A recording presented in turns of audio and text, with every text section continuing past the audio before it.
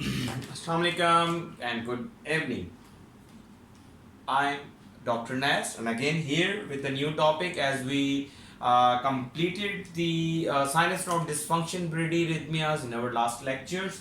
Now we have moved towards the AV blocks, their pathogenesis and their ECG findings. What is the pathogenesis behind it? How does it work? What is the treatment? As you know, and you are very much familiar since your graduation and your undergraduation about the AV blocks, and I'm pretty sure that you have scream about them, and you know very well about the first degree, what is the first degree, second degree, third degree, and the types of the second degree. But we will learn today beyond that. Okay, so without wasting time, just move towards that. What is here with me today? So you know that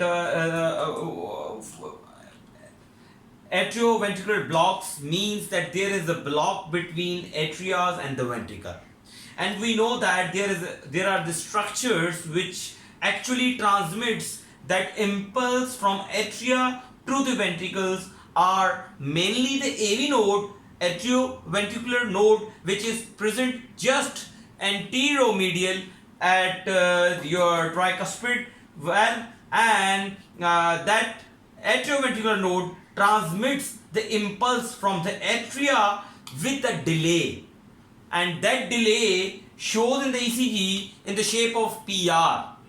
Okay, so that AV nodal delay actually gives some time to ventricle to fill before taking their systole, which systole shows in the QRS complex. If you just remember, if you just recall the normal cardiac cycle, okay, so you will recall that there is AV nodal delay which shows in the ECG in the shape of PR, which gives time, and it is actually time given by the nature to the ventricles to fill it before getting contract, before giving systole. So that is the same, that is a problem here, that when impulse goes in the AV node, then it would take more than usual time to get out from it. So the first degree block is nothing but it is just the prolongation of that AV node, that is prolongation of that time. When it goes into the AV node, it would take more time to get out from it. It is like if you are going to the club and you supposed to take 2 or 3 drinks there, but you will stay there for the whole of night, and you will come out from that like in the late night or the early morning. It means that your stay in the club prolonged. Same is here, the atrial impulse which goes inside the AV node, it's like stay prolonged, then like the impulse stays in the AV node for a longer time than it has to be. Okay, so obviously, as I told you, that the AV nodal delay shows in the ECG in the shape of PR. So whenever that impulse goes into the AV node and it takes more than usual time to get out from it, then we call that problem as the first degree block. And you will appreciate the prolonged PR, that because the less than 200 millisecond is like normal, and in the children less than 180 millisecond is normal. So in the children's or in the infant, if there is a more than 180 PR is prolonged, then more than 180 milliseconds, in adults, if that PR would be prolonged more than 200 milliseconds, then you would call it as a first degree block. And the pathogenesis is that when atrial impulse goes inside, but it would take more time to get outside and to send impulse to the ventricles. So we would say that that impulse has been stuck in the club of the AV node, and it would come out late to the ventricles.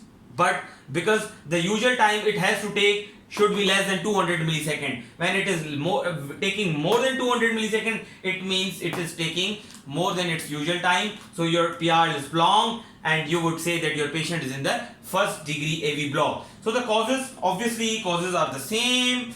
causes are the electrolyte, or you have to rule out like the reversible causes. There is your patient on the beta blockers, digoxin, calcium channel blockers, or all those antiarrhythmic drugs who works on the AV node or work as a rate limiting drug such as amiodarone. So your patient would be in the first degree AV block because of any drug, because of metabolic causes such as electrolyte imbalances, hypokalemia, okay. And there could be a degenerative disease if your patient is elderly one. That could be any other infection such as a Chagas or anything else which cause that the degeneration or damage to the conduction system of the heart. So but most of the time the causes of the prolonged PR is like drugs such as the rate limiting drugs, second is the degenerative, and third is ischemia. So most of the time that causes that the problem is within the AV node and before the Hessian. You know that after AV node the conduction system continues into the Hessian, and the Hessian continues into the Purkinje, and then Purkinje continues into the vesicles. So the most of the time here problem is the supra-Hessian, below, like before, as you are appreciating here in the picture, that there is a problem in the AV node, that red marker shows that there is something blocked before the Hessian, above the Hessian. So most of the time that block is supra-Hessian, and the QRS would be narrow. Why QRS would be narrow? Because impulse which is coming out from AV node to the vesicle, it is going simultaneously in both ventricle. Whenever that impulse would not enter into the ventricle simultaneously in both ventricle, that QRS would be wider. Whenever there would be QRS would be wider, it means your something block is like at below the Hessian. Why? Because the one ventricle is getting activated first and the other ventricle is getting activated after that. So whenever your QRS is narrow, it means that your both ventricles are getting activated at once, simultaneously at one time. So here that was the first degree, and there is no need of TPM until your patient is symptomatic. And so obviously if your patient is symptomatic, you have to get done like the exercises to check the chronotropic response of your patient. You can get, if your patient is so much symptomatic, then you can try the atropine, because these are the most of the time atropine responsive, because these are the supra-Hessian blocks. But even if atropine and your other drugs as such as isoproterenol and like any other drugs, dopamine, are ineffective, then you can go for the temporary pacemaking. And you have various types of temporary pacemakers such as the transcutaneous pacing you can done on your patients. You can do the transvenous pacing as well. Now the important thing which we need to discuss about the second degree types. Why? Because in second degree it is actually very difficult to differentiate the infra and the supra-Hessian blocks. Why? Because supra-Hessian blocks are not that dangerous. They have lesser propensity to develop the complete heart block, but the infra-Hessian block, those blocks which are below the Hessian bundle of His, they have the more propensity, they have more capability and potential to develop the complete heart block, and patient can go into the cardiac arrest. So the important thing is that second degree Mobitz 1, it is also known as the Venke back, and you know that it is a group beating of the impulse. So just appreciate here that there are the three markers which are shown in the board of that section where I am pointing out right now. The blue one, the red one, and the black one. You know that the sinus node is giving the impulse like in the blue one and the red one and the black one. So whenever that blue one goes, it crosses easily to the AV node, because the AV node is not completely blocked. There is some passage. Here was also some passage between the white passage in between that red block. You are appreciating that there are some passage in the AV node which is allowing to impulse to go from atria to the ventricle. Okay, so the first impulse, the first P wave which goes into the AV node after the normal AV nodal delay, it goes and it enters into ventricle with normal PR. So when it takes normal time to stay in the AV node, so that the PR would be the normal one, and it normally conducts into both ventricle at once simultaneously. That's why QRS is narrow. Got it?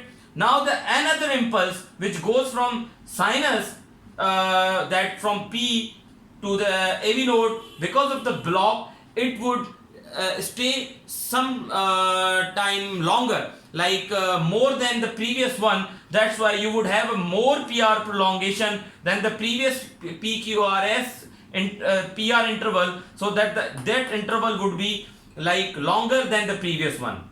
Why? Because there is some block, there is something is hampering that impulse to go the AV node and get out from the AV node to the ventricles. Okay, so the PR would be prolonged. When that the third impulse goes inside the AV block, AV node will not allow at all to pass it towards that here QRS. That's why you will not appreciate a QRS, but you will appreciate a miss QRS on the ECGs. Why? Because the impulse which goes into the AV node, but that would not come out from the AV node. That's why there would be a missed QRS. So Mobitz type says that there would be a progressive prolongation of PR. Why? Because one is going and coming out with the normal PR, another is going but it would staying more than the longer than the previous one. But when the third one is going in the AV node, it would not come out at all, it would be buried into the AV node. That's why your ECG would not show that the QRS complex, because the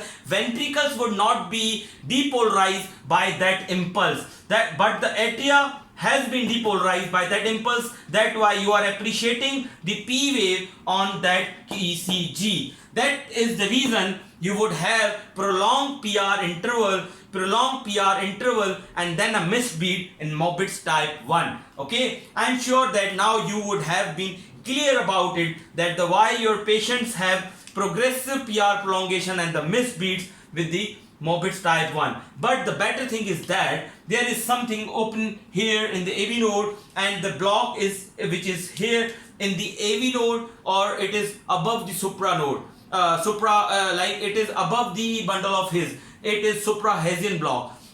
That's why the QRS would be narrower. Okay, and the ratio of P is to QRS would be 4:3. Like your PR, or 3:2. Like there would be a 3 P's, but there would be a 2 QRS. There would be a 1, 2 and 3 P's, but there would be a 2 QRS. So the ratio would be 3:2 or 4:3, or if there would be a 1, 2 and 3 or 4 P, but there would be only 3 QRS. So the simple is that there would be in the Mobitz type 1, there would be the block would be suprahesian, and the group beating and the miss beat would be like 1, not more than 1, like 4:3, 3:2. Okay, so that would be like Mobitz type 1, and then block, and you know that here the PR would be prolonged, but the PR interval and the RR interval would be same,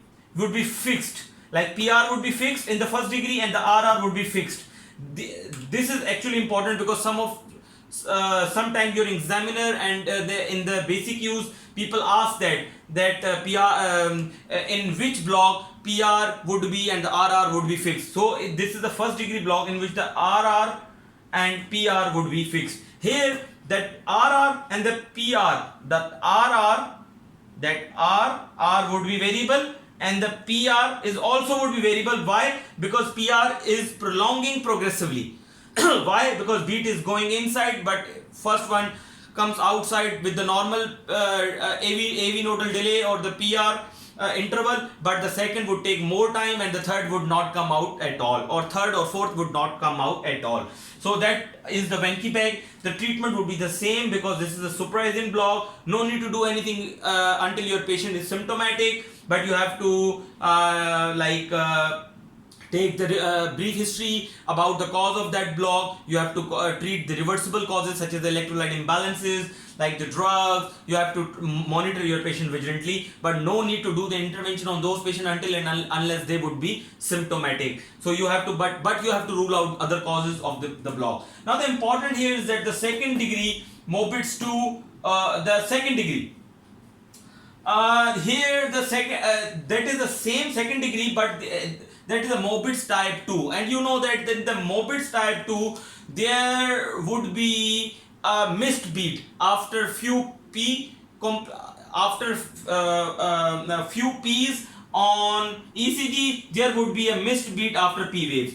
So that is the advanced block than that your Venki-Bag, and that is an advanced block, then that is a worse block than Venki-Bag, and it is actually in most of the time infrahesian. The block, as you are appreciating here, it is not that the red brick is not here in the AV node, but it is in the suprahesian or below the suprahesian. That's why just review the pathophysiology of that block as well. That appreciate that there are the three blue arrows going from sinus, like from sinus node to the AV node, from that sinus node to the AV node. But the only and these three arrows also crosses AV node easily, and when they reach to the bundle of His, only one arrow is coming out. That's why ECG shows that there are 1, 2, 3, like 3 arrows are going there, but only one QR is conducting. Like only one impulse is conducting normally, because rest of the two would be blocked by the block which is present most of the time in the bundle of His or below the bundle of His because of any pathology or any cause, and that infrahesian blocks most of the time are because of irreversible causes, not because of the reversible causes. Yes, but they might be because of like superimposed with the electrolyte imbalances and any other things, but most of the time there would be an anatomical defect in the conduction system. That's why they need the temporary pacemaking, even if the patient would be asymptomatic, and these patients should be monitored vigilantly and closely, because they have the major, like they have a greater extent of propensity to develop the complete heart block. So it is not necessary that these would be the 3 P's and it would be conducted one. It could be 4:1. So if the 2 arrows are going inside and coming only one, then you would say that it is a 2:1 block. As you are appreciating here, this is a 2:1 block. If the 3 P's are going inside, and then you would say that it is a 3:1 block, which is shown in this picture. If you would say that like this, if the 2 arrows are going and only one is coming out, but here the block is not completely blocked, but you are appreciating that there is something open in the block which is allowing only one impulse to cross through atria to ventricle, and that block which is present here, it is just below the bundle of His. That's why it is infrahesian, and it might be into the bundle of His, so it would be intrahesian. So the block could be intrahesian or infrahesian. When it would be inside the bundle of His, it would be intrahesian. When it would be below the bundle of His, it would be infrahesian. Then you are appreciating that it is not completely blocked. It is not completely blocked, but impulse which is coming from that sinus node, they all reach here at the AV node, because AV node is normal. They also reach there here the bundle of His, but the only one is coming out. When the 2 are coming from the sinus and 1 is coming towards the ventricle, it would be 2:1, and that 2:1 is not necessary that it would be the type 1 or type 2. Why? Because if the 2:1 block is there, you have to see the QRS complex. If the QRS is white, then it is infrahesian. But if that in the 2:1 block, if the QRS is not white, so you will not say it as a Mobitz Type II. You have to say Mobitz Type I or second degree block, or the second degree block type 1 suprahesian. Why? Because most of the time second degree Mobitz 2 would be infrahesian. So if the 2:1 has a narrow complex, you have to check out for the Mobitz type 1. You have to take again and again ECG to check the progressive group beating and like the progressive PR prolongation with the misbeat. Now the important thing here is that 3:1 and the 4:1. When your patient is a 3:1 and the 4:1, it is equivalent to the complete heart block, because these are the high degree AV block. These are the high degree, and these are actually very aggressive blocks, and you have to take care of your patient in it. You have to pace your patient even your patient is symptomatic, because you have to keep the pacemaker for the backup, because your patient may go into complete heart block or the cardiac arrest. Okay, so and again you have to obviously check for the causes, and in those patients most of the time causes would be irreversible, but you have to check for the reversible causes as well. Now here the complete heart block, as name shows that there is no passage, there is a complete blockage of the atria and the ventricle. So the impulse which is coming from the atria to the AV node, it is completely blocked. It is completely blocked by the block, and that block is most of the time present in the Hessian bundle of His, or below the bundle of His, but it may present and it may be into the AV node, and that block also could be into the AV node. If that block would be into the AV node, then the QRS would not be wider, then the QRS would be narrower.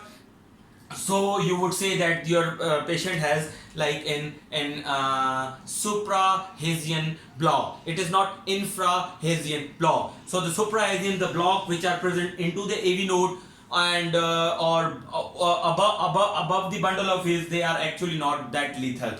And here again, most of the time the complete heart blocks are the infrahesian. That's why I just made the diagram, and I just place that red colored block just below the bundle of His and just below the AV node, and you are appreciating here that there are so much impulses coming towards that AV node, but none of is able to pass that brick. Here there was some passage, there was some passage, here there was some passage in between that block, that red bricks, but here there is no passage, there is nothing. You cannot pass, any impulse cannot pass through that brick, that block. So that block is complete block, that block is completely blocked. That's why the atria impulses and the ventricle impulses are completely blocked. Atria are not supposed to contract the ventricles, atria are not supposed to send that impulses to the ventricle. But there would be something escape rhythm. Escape rhythm means there are some sharp impulses which can escape even after that the complete block. It would then they would make the ventricle rhythm. Sometimes the escape rhythm would make the ventricle rate. Sometimes ventricles generate itself a ventricle rate. So but most of the time the escape rhythm generates the ventricle rhythm, and when it would be completely blocked and ventricle has to generate the rhythm, then your patient would have gone into the Brady the ventricular tachyarrhythmia secondary to Bradyarrhythmias. That's why we most of the time we listen and we read in the books that Bradyarrhythmias also can cause the tachyarrhythmias such as the ventricular tachycardia and the VFib. So the important thing here is that the escape rhythm, sometimes these impulses escape through that block and causes the ventricle rate, in which that obviously there would be a complete dissociation between the atria and the ventricle. That's why you would have the complete dissociation of P and the RR. Then the PP interval, the interval between the PP and the RR would be same. So the interval between the PP would be equal and the RR would be equal, but these both would not be equal itself. Like if your atrial rate is 60, so the ventricle could be 30 or 40. But the PP interval, when you calculate the PP interval, it would be equal. When you will calculate the RR interval, it would be equal in all, it would be fixed in all QRS complexes. So the PP interval would be fixed and the RR interval would be fixed, and that there would be a dissociation between the P and the R. So the atria would contract itself independently and ventricles have to contract independently, and they would not be contracted by the atria but they would be contracted independently. That's why the atrial rate would be higher than the ventricle rate, obviously because of the sinus load. Then okay, so as you are appreciating here that there is a PP interval, and the important thing in the complete heart block, if you vigilantly and closely see the ECG, there would be some, because of that fixed PP interval, when you like march that PP interval, you would appreciate that there would be some P which would be buried into the QRS complexes in the T or before the QRS complexes here, that as if you are marching that P wave, so here is a P, one P, second P, and there is a tiny small P which is just coming after the QRS and before the T. So you would appreciate the P's would be buried into the QRS complexes in the T's or above the T's, before the T's, because that PR would be fixed. Oh sorry, that PP interval would be fixed. Why? Because atrias are contracting itself with the normal rhythm. Okay, so when you march the P wave, they would be like their PP interval would be fixed. And now let's review the general physical examination with your patient. Obviously you have to take the history first, about the drug history, about the infections, about the ischemia, about anything which can cause like hypothyroidism, which can cause the blocks. Okay, now after that obviously you have to examine your patient. Then whenever there would be a prolonged PR interval, when there would be a prolongation of the PR interval, there would be a S1 would be soft. Then S1 would be soft after every PR prolongation. And in the complete heart block, because of the ventricles are would be contracting independently, then the atria, then you would appreciate a systolic murmur in it, and there would be a Canon A waves on complete heart block. Why? Because there would be that atria would contract on the closed tricuspid valve. Whenever there would be a contraction, as like here, that QRS is contracting as well as the atrias are contracting.